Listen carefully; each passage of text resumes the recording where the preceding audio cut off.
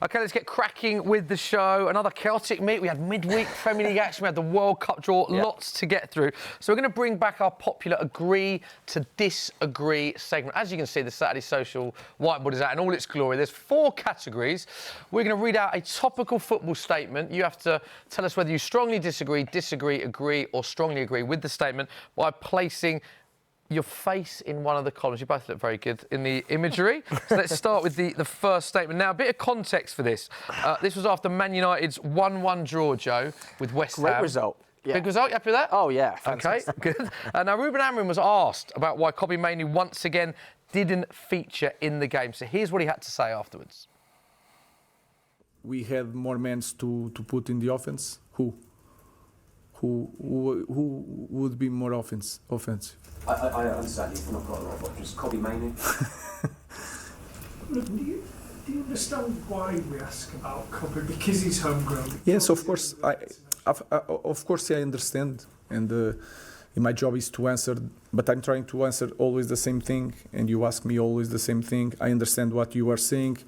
You love Kobbie. He starts for England, but that doesn't mean that I need to put Kobbie when I feel that I shouldn't put Kobbie. So it's my decision.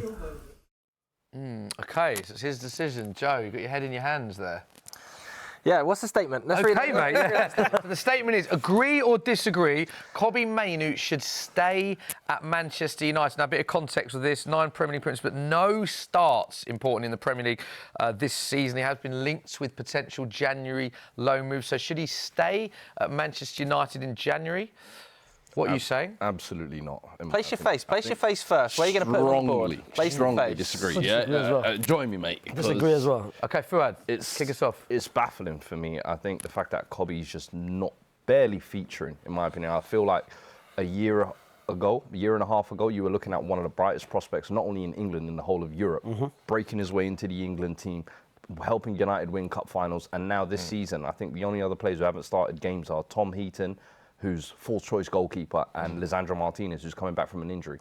Kobbie Mainoo is not that bad, and especially in a United team where the midfield, you would say, has been a big problem for them. I think he could have been someone that connected that and maybe given you a little bit more, a different profile to what they currently have in terms of Bruno and Casemiro. But 24 starts 2 seasons ago, 19 starts last season, no starts this season. It wasn't long ago he started a final for England against Spain. I find it crazy. If he played for Palace or for Bournemouth or for any other club, United will spend 6-70 million just to get him to United. I don't understand how you've got Ugarte, Casemiro and Bruno Fernandes and you can't find space for Kobbie Mainoo. Whether he puts the 5 at the back, you can play him either in a double pivot or you can play him as a 10 up front. Like, he can play either one of those 2 positions. And for Kobbie Mainoo, he must leave. If he wants to be part of that World Cup team, he must leave. Facts. Just for his own career, for his own sake. You think he'll go in Jan? I think he'll put He has loan. to. No, I'm pretty sure the 1st of January at 1 a.m. in the morning, he's handing that transfer request. He has to. Yeah. That's not an option. He has to. Even if it's just for a loan. Yeah, for a loan deal.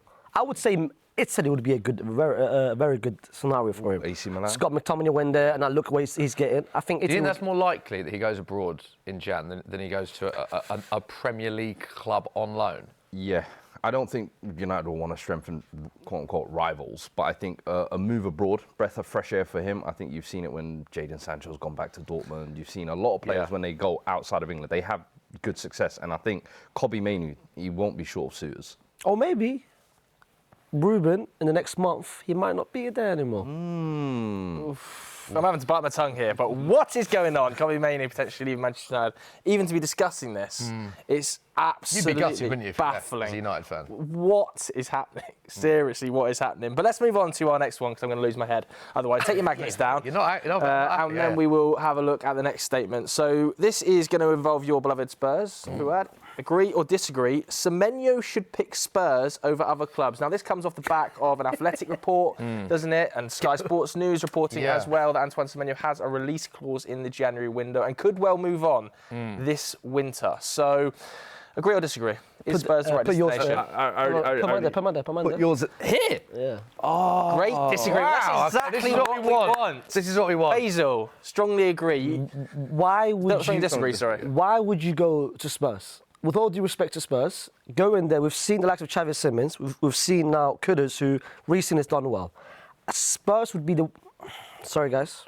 Sorry. Yeah, go on. Would be the worst place to go to for his own career. Totally disagree. Why'd you say that? I think there's two better options for him. Liverpool, where you can actually start on that left-hand side. He starts for Spurs as well, to that point. You're saying it's the worst... Xavi Simons came in as a starter. Where is he now? My point is, though, on that, you said it's the worst place because he might not play. He'll play game He'll time play. for Tottenham. He'll play. Is he going to start for every other club that's linked with him? Liverpool starting. But you got Man City. Cody Gakpo. You got Man City, Arsenal. At this stage, we only know what is reported. That there's obviously a huge part of the top six linked with the likes of Liverpool, the likes of Man City, Arsenal, who have a lot of depth in that area. Tottenham. Surely he starts for Tottenham. So if game time is something that he's after, then he's guaranteed to start for Tottenham. If it's game time, he got Liverpool. It's a better choice. Nah. If it's strikers, so far we've seen. I'm based on this season. Xavi Simons and Mohamed Kudus. What have they done this season? Especially Xavi Simons, who's been top assister in the Premier League. Xavi Simons is getting. Had a good impact. I'm seeing in the Premier League. Xavi Simons. I'm seeing the narrative and conversation about him that he's not a great signing. Why did he go to Spurs then? See, nowadays we don't allow players to adapt. We don't even give it any kind of leeway. Xavi Simons is a new player coming into a new system, a new league. I understand that. For me, Semenyo, it would be the perfect signing. I think there's room on that left wing for Spurs. Clearly, this season we've seen Odegaard, Tell. No one's really grabbed that by the scruff of the neck. I think, as you said, going to Liverpool, there's Gakpo there. You go to Man City, there's Cherki, there's Doku, there's Savinho. There's so many options there. Let's not forget, him and Kudus, they're national teammates. Come on, bring a bit of Ghana. What about Arsenal? What about Arsenal? Because it does feel like a serious he can start on the left-hand side. He can. Trossard's having an amazing season. Great You shouldn't season. take anything away from Trossard. Exactly. But age-wise, you know, you look at Semenyo is the younger I do option agree. there I as think well. Arsenal would probably maybe be the option where you look at, if they came in, I could see him going there, considering he's an Arsenal fan as well. However, Martinelli's there. I think He's starting, bro. He's starting for every club. As you said, this season has been incredible. He's starting for every club. Arsenal, he's starting on the left-hand side. Man City, he's starting on the right-hand side. Liverpool, he's starting on the left-hand side. He's starting for every. Now we're just chucking Do you him think he on starts any wing. for Man City? He's starting on the right-hand side. On the right, not the left. It'll be, Doku has done very well. I'm not taking away Doku. Yeah. On the right-hand side, Cherki Semenyo's Cherki. Coming off the bench. Coming off the bench. Coming off the bench. Semenyo. I take your point. There's two ways looking at it. We were looking at it from Spurs fans as the players fit and he would start and he would play regular football. I understand where you're coming from, that another club, if he wants to compete for titles, might be ahead of Spurs' progression. Of course, I get that. But this is what we want, though, isn't it? Yeah, we want this is what we want. this. So this is Hopefully perfect. the next So one we'll move on to the next one as they remove their faces from the board. So the next one is agree or disagree. Very topical, this. England will win the World Cup. And this comes off the back of the World Cup draw. State of the draw, by the way. Yes, it was long, wasn't it? It was very Still long. going on now, I don't know if it was finished in time for the first game. Croatia, Panama and Ghana. We're looking at the odds. Obviously, from this country, they might be slightly biased towards because, people tend to bet on the home nation. But Spain are currently the bookmakers' favourites. England, second favourites. You've got France, Brazil and Argentina in there as well. Loads of great teams. But where do you stand on the statement? Disagree. Disagree as well. Oh. Okay. Disagree as well. Bottled it. I've got Spain, I've got France, I've got Argentina, I've got Portugal, and I can even put Brazil in there as well. All ahead of England? All ahead of England. Why? It happens all the time where our expectations are so high and we're hoping, we're praying, and then towards the end, it just crumbles down. And even with Tuchel, I haven't agree with the selections and what he's been saying in the press conferences, the likes of Jude Bellingham not being a starter for their team, the likes of Trent. He came out, I think, the last press conference and said that I might not select Trent with myself. Trent is your best creator. Reece James is also one of the best players in the Premier League. Trent has to start in that. And this is why I'm going to say this. If England wants to win the World Cup, both Trent and Jude has to start for that team. I agree, Trent's a fabulous player, but he's out for a significant period of time now with a hamstring injury, isn't he? Yeah. He's out for one and a half months. He's back in. That's a significant amount of time when you're 6 months out from the World Cup. He's back end of Jan. And the World Cup, the end of January is a significant amount of time. When the World Cup is starting in and around the June period, means you're probably going to miss the March international break potentially as well. And Reece James is currently, putting a case forward to be the best right back in the Premier League alongside Jurriën Timber. I disagree. I'm seeing Spain, who's way more reliable. I'm seeing Argentina, of course, the experience. I'm seeing France, who's got way more depth and firepower. I just don't trust this England team to go that far. Yeah. Why have you bottled it? I think not only the strength of the other opposing teams, but I think England themselves. I think the talent pool for once is almost unquestionable. England have a plethora of options. Yeah. However, the question is how will they be managed? And I think under Tuchel, I'm still not fully convinced. I think he's a great manager, and I think in terms of cup competition, he's actually very good. But this England team there's always something missing. There's always something that hasn't been figured out, whether it's the midfield, whether it's the attack, whether it's, how they're defensively going to set up. I don't know if Tuchel has fully figured it out yet, and I don't know if now between the summer is enough time to really iron out those kinks. It's interesting you mention the manager, though, because you look at the plethora of great managers now, most of them are in club football. So England do go into that tournament, no matter what we think about formations and systems and players, with one of the best managers on paper going into that tournament. I don't think that can be argued. And for context, we have won every game. I know the quality of the opposition hasn't been strong, but won every game without conceding a goal. It's good to go in as underdogs. It's good to go in as underdogs. Exactly, yeah. But I do agree there is some of the other teams do look very strong. Yeah, Spain, I think the climate could have a big say I as agree. well. I agree. Let's take the magnets off the board and look at the next statement. Obviously, this comes off the back of Mo Salah being named on the bench in successive Premier League games for the first time in his Liverpool career. So agree or disagree here? Liverpool, Mo Salah should start for Liverpool. And you look stressed about this one. Should he start? Took a big He's been on the bench twice in a row and it never happens. It's never happened before. A disagreement again? Yeah. Okay. So you agree he should start Yes. in the strongest 11, you think? You look at this Liverpool team and no player has been that consistent. But there's only one person getting the criticism and he's becoming now the scapegoat, which is Mo Salah. I feel like Salah has to do better, but it's the same with every other player. Van Dijk has to do better.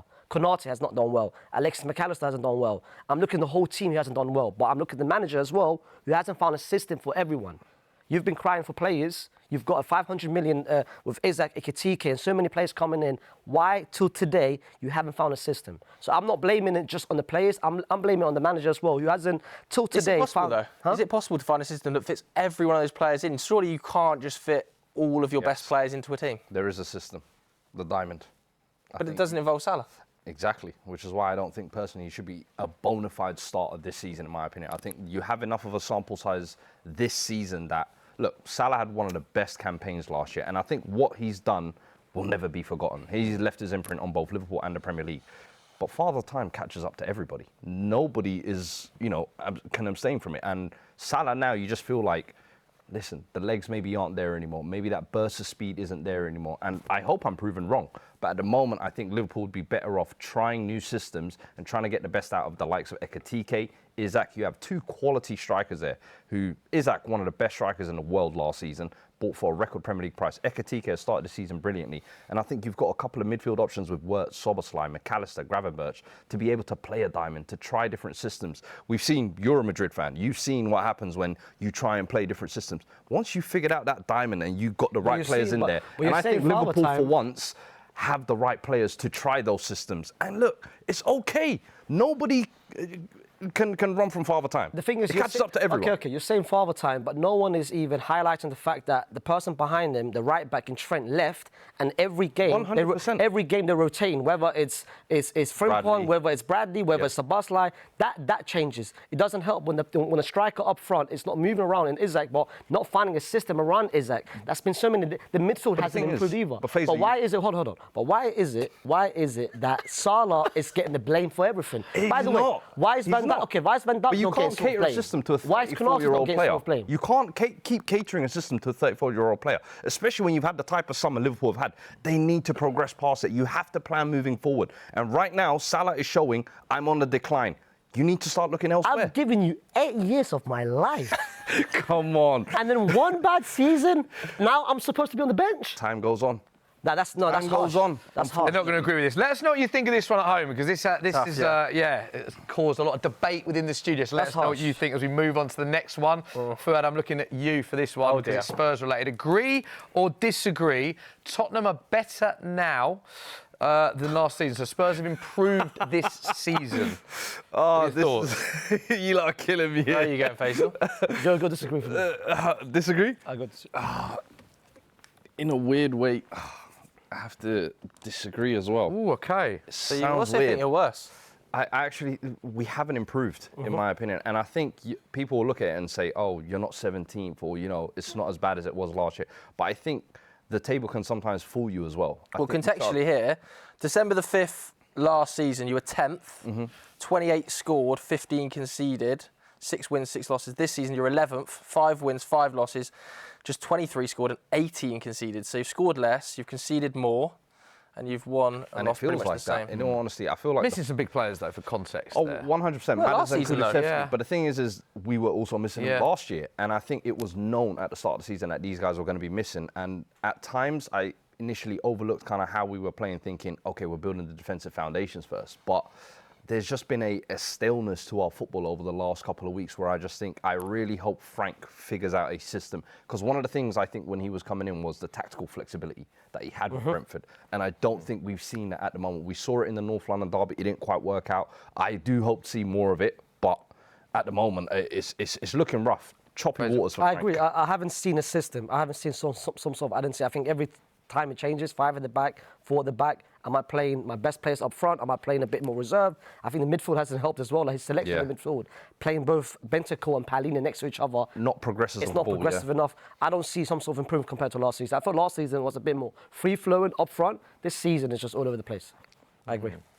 Early days, though. Early days. It isn't is And early that's what I days, will but- say. We are There is 14 games in, mate. It's not that early. It's not early. It's halfway through the season. You and me here all the time. I'm trying to stay positive. It's halfway through the season. Sorry? It's halfway through I the know. season. It's halfway. Into his manager. I think it's early days, but yeah, there is. Enjoyed that. That concludes our agree to disagree section. Let us know what you think of some of those choices at